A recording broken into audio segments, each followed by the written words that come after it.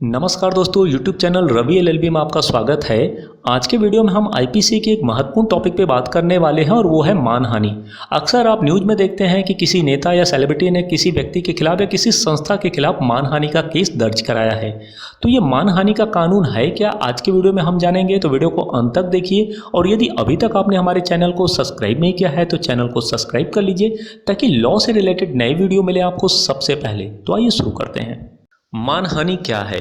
मशहूर कहावत है कि इंसान अपनी इज्जत बनाने में बरसों लगा देता है, लेकिन इसे गंवाने में एक पल ही काफ़ी होता है।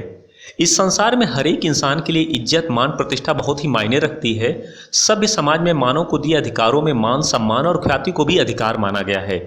जहां एक और भारतीय संविधान के अनुच्छेद 19 के अंतर्गत अभिव्यक्ति की आज़ादी दी गई है, वहीं कुछ निर्बंधन भी लगाए गए हैं। निर्बंधन वह है जो हमें व्यक्ति और राज्य की मानहानि करने से रोकते हैं। पिछले कुछ वर्षों में भारत में मानहानि के मामले तेजी से बढ़ रहे हैं। राजनीतिक नेता एक दूसरे के खिलाफ निराधार कारणों पर मानहानि के मामले दर्ज करा रहे हैं, जिसके उपरांत सामने वाली पार्टी मानहानि का मामला दर्ज कराती है। कई बार जानबूझकर फर्जी बयान या तो लिखित या मौखिक या किसी व्यक्ति को मान, सम्मान या आत्मविश्वास कम करता है या किसी व्यक्ति के खिलाफ अस्वीकार, शत्रुतापूर्ण या असहनीय राय या भावनाओं को प्रेरित करता है। मानहानि, मान सम्मान और ख्याति को पहुंची हानि को मानहानि कहा गया है। भारतीय कानून में अधिकार देकर मानहानि से व्यक्तियों को बचाने हेतु प्रावधान किए गए हैं। मानहानि कानून के तहत कोई व्यक्ति, समूह या कंपनी अपनी प्रतिष्ठा को नुकसान पहुंचने के नाम पर हर्जाना मांग। मानहानि का प्रावधान भारतीय दंड संहिता की धारा 499 से 502 तक मानहानि के कानून के विषय में प्रावधान किया गया है। भारतीय दंड संहिता की धारा 499 मानहानि की परिभाषा प्रस्तुत करती है। जो कोई बोले गए या पढ़े जाने के लिए आशयित शब्दों द्वारा या संकेतों द्वारा या चित्रों द्वारा किसी व्यक्ति के बारे में लांछन इस आशय से लगाता है या प्रकाशित करता है कि ऐसे लांछन से उस व्यक्ति की ख्याति को हानि की जाए या जानते हुए या विश्वास करने के कारण रखते हुए प्रकाशित करता है कि ऐसे लांछन से ऐसे व्यक्ति की ख्याति को हानि होगी, अपवादित दशाओं के सिवाय उसके द्वारा उस व्यक्ति की मानहानि करना कहलाएगा। भारतीय दंड संहिता की इस धारा से मानहानि के तत्वों का ज्ञान होता है। इस धारा में कुछ अपवादों का भी उल्लेख है। इसी धारा के अंतर्गत कुछ अपवाद भी रखे गए हैं। इन अपवादों की संख्या 10 है। मानहानि दो प्रकार की होती है, अपलेख द्वारा और अपवचन द्वारा। अपलेख के अंतर्गत कथन का किसी स्थायी एवं दिखाई देने वाले रूप में प्रकाशन किया जाता है, जैसे लिखा हुआ, छपा हुआ चित्र, फोटो, सिनेमा, फिल्म, कार्टून या व्यंग्य चित्र, पुतला या किसी के दरवाजे पर कुछ लिखकर चिपकाना ऐसे रूप में होना चाहिए। यह कहा जाता है कि अपलेख आंखों को संबोधित किया जाता है। इस प्रकार बोलने वाली फिल्म में मानहानिकारक विषय अपलेख होता है।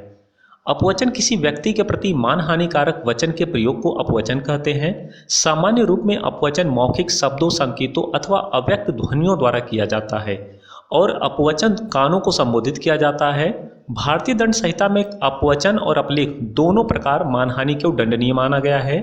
मानहानि सिविल और क्रिमिनल दोनों अपराध हैं। सिविल कानून के अंतर्गत अपमानित व्यक्ति अपने अपमान को साबित करने के लिए कोर्ट का रुख कर सकता है और आरोपी से आर्थिक मुआवजे की मांग कर सकता है। मानहानि के आवश्यक तत्व। मानहानि के अंतर्गत आरोपी बनाए जाने के लिए आशय का अत्यंत महत्व है।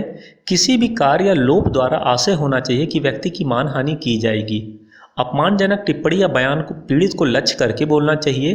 बयान या टिप्पणी का प्रकाशित होना पूर्ववर्ती शर्त है या पीड़ित के भी किसी और व्यक्ति को भी सूचित होना आवश्यक होता है। यह महत्वपूर्ण शर्त है कि इसमें टिप्पणी का प्रकाशित होना नितांत जरूरी है। जैसे यदि हमने किसी व्यक्ति को चोर कहा और हमें कहते हुए उस व्यक्ति के सिवाय दुनिया में किसी अन्य द्वारा ना सुना गया हो, अन्य को संसूचना ना हुई हो, तो मानहानि नहीं मानी जाएगी। किसकी मानहानि हो सकती है? जीवित व्यक्ति के साथ मृत व्यक्ति की भी मानहानि हो सकती है। धारा के स्पष्टीकरण में मृत व्यक्ति को भी मानहानि के योग्य माना गया है।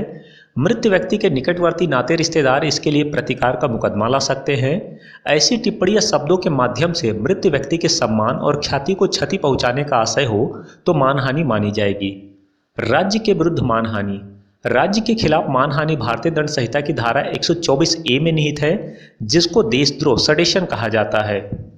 समुदाय के विरुद्ध मानहानि। किसी समुदाय के खिलाफ मानहानि भारतीय दंड संहिता की धारा 153 में निहित है, जिसे उपद्रव राइट कहा जाता है।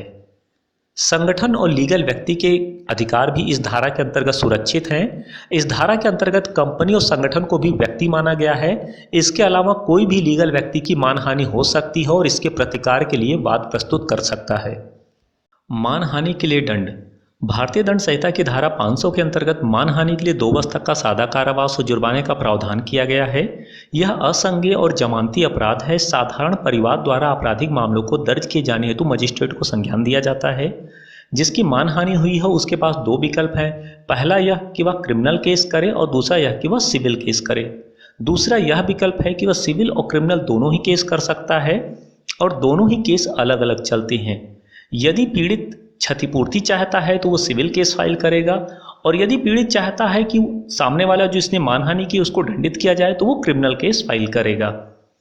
आपराधिक मानहानि का मामला आईपीसी की धारा 499 व 500 के तहत दर्ज कराया जाता है। इसके लिए पीड़ित सीआरपीसी की धारा 200 के तहत अदालत में अर्जी दाखिल करता है और वे आरोपी के खिलाफ सबूत पेश करता हुए आरोपी के खिलाफ केस दर्ज करने की अपील करता है। पीड़ित के बयान और से अगर अदालत संतुष्ट हो जाए तो आरोपी के खिलाफ मानहानि का मामला दर्ज कर सम्मन जारी करती है और फिर आगे कानूनी कार्रवाई प्रारंभ होती है। उम्मीद करता हूं दोस्तों आज का वीडियो आपको पसंद आया होगा। यदि वीडियो पसंद आया तो लाइक करें, शेयर करें और कमेंट करें। और यदि अभी तक आपने हमारे चैनल को सब्सक्राइब नहीं किया है तो चैनल को सब्सक्राइब कर लीजिए और बेल नोटिफिकेशन को प्रेस कर लीजिए ताकि आने वाले लॉ से रिलेटेड नए वीडियो मिले आपको सबसे पहले। तो मिलते हैं एक नए वीडियो में, तब तक के लिए नमस्कार।